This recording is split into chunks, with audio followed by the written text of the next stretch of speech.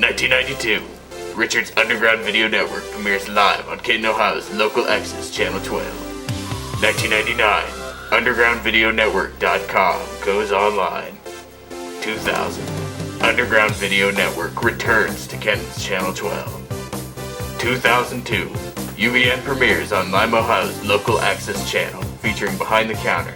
It runs until September 2005. 2005, UVN's Behind the Counter starts reruns plus never aired episodes on the interweb. 2006, the UVN team reunites for a final trilogy of Behind the Counter episodes and to determine the future.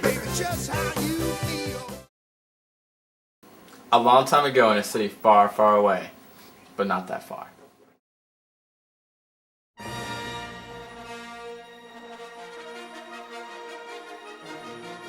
Behind the Counter. It was a dark time for television. Biased newscasters striking from a hidden base that made the country's TV programs sterile. During the battle, fanboy spies managed to steal the Empire's secret plans to make all entertainment news about their ultimate weapon, Paris Hilton, trademark. Evading the dreaded Imperial Starfleet, a group of freedom fighters led by the behind-the-counter newscasters has established a new secret base on the remote ice world of Hoth, also known as Lima, Ohio. Little do the forces of UVN know that the Galactic Empire has begun construction on a vapid pseudo-celebrity even more powerful than the first dreaded Paris Hilton. When completed, this ultimate weapon will spell certain doom for the small band of rebels struggling to restore freedom to the airwaves. I sense a disturbance in my pants. Are you even wearing any pants?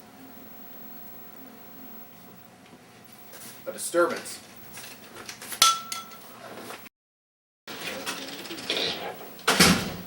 So that's how I became captain. Hey, how's it going? Hey, what's going on? Well, what is going on? We're back. Speaking of comics and comic-based movies, Marvel has got a lot up their sleeve this year. Over the last year, they got some of their hype taken away in the comics. For the past probably 4 or 5 years, anything worth reading, well, not anything worth reading, but the majority of stuff worth reading really was from Marvel. And last year DC struck back and finally put some A-list writers on some A-list characters. And this year Marvel's saying, hey, give us our thunder back. And how they're aiming to do this is Civil War, which is going to be a 7-part miniseries, I believe. And it's going to be pitting Marvel heroes against each other for the first time in a long time. Which is funny why you bring this up, because more politics come into play, because similar to certain acts that are trying to come into play in the real United States, there is an act called the Superhero Registration Act, which is being passed in the comics. Yeah. And this is basically going to split the Avengers in half, split the X-Men in half, split everybody in half over the fact that the government wants to have every superhuman that's out there, every do-gooder that's out there stopping bank robbers or whatever goofy things that superheroes could do, they want them to be registered, licensed agents of the government. And obviously this isn't going to sit well with everybody because, that would put their identities in public and it would compromise a lot of personal safety. If it helps, paint the word superhero with race, and there's the battle. I don't know, man. If you can get government help for those spandex bills, I say take it where you can. It's true, that stuff tears. Like no tomorrow. It's just awful. Especially in the garage. Yeah, and it happens like almost every fight. It doesn't always have to be versus Cut Man. It could be versus Guts Man. He's gonna throw a boulder at you and rips like half your shirt off. It's just horrible. Make men wear spandex. You didn't know?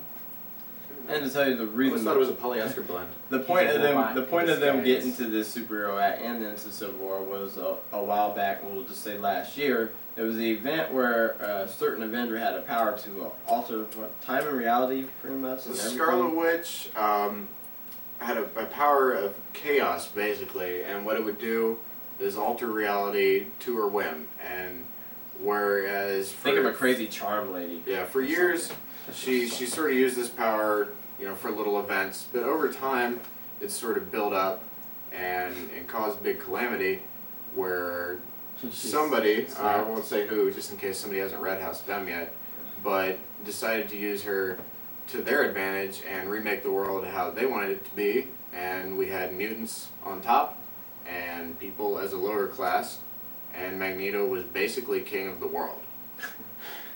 So he kind of succeeded. Yeah, for a while there. But everything's been that's sort of House of separate M. since then. Pick it up. But as a result of that, the amount of mutants in the Marvel Universe has gone down from the millions to about 198. Which is an approximation. Approximately 198. So what? There's 2 mutants in every state or something. I don't know. Something about- It's an odd division. But yeah, it's the Civil War has had a lot of things building up to it. You know, people want to know, well, what happened? Why did all these mutants lose their powers? There's been a lot of stuff going down over the years that's been building up to this, and basically it's all kind of coming to a boil now. And friendships will be lost, lives will be lost, and hopefully we'll be entertained. Yeah. And there is a difference between mutants and superheroes. Not every mutant's a superhero, not every superhero is a mutant. Right. Not every But most of superhero has them been bitten by radioactive whatchamacallit. Some of them are just born with their powers. It's mutant. And of course, they're not all heroes. Yeah. Some of them are. So yeah, it's gonna shake things up for this Marvel Universe. Slim it down a bit, get you a little more personal with the characters. You know, so you develop more attachment to them. So You can pick 1 or 2 books and stick with them and don't have to read. Yeah. 28 It's of not them. all connected to the point where you have to read everything. But, you know, if you want to get a good view, this is the read as Marvel much Universe. as you feel you need to. The main miniseries is coming at you by Mark Miller, and Mark Miller. Millar. it's pronounced Miller. What? Miller? Yeah. Is it checked. Miller? Yeah, we're totally wrong for years. Millar. Sorry, Millar. Miller. Miller. Feel Not free It's AR. to crap our name if you ever say our name. He's from Don't- Scotland. He yeah, can pronounce our just- names anyway. Wow, that's pretty simple. No, not No. for, not for One a Scot, drunken dude. slur and you're good to go, man. Your name would turn Should into drink with That's That's not right. That's how my signature looks. Drink with us the sometime. artist is No, Steve McNeven. Yeah, Steve McNiven's doing the art. Yeah. Awesome Meridian artists. guy. These are Who variant would've thought covers that we have Meridian, displayed you think it was like behind Red us. Meridian, he blew up on getting the Marvel. It's crazy. Yeah. These are Michael Turner covers that we have shown. We'll show some art from the book also.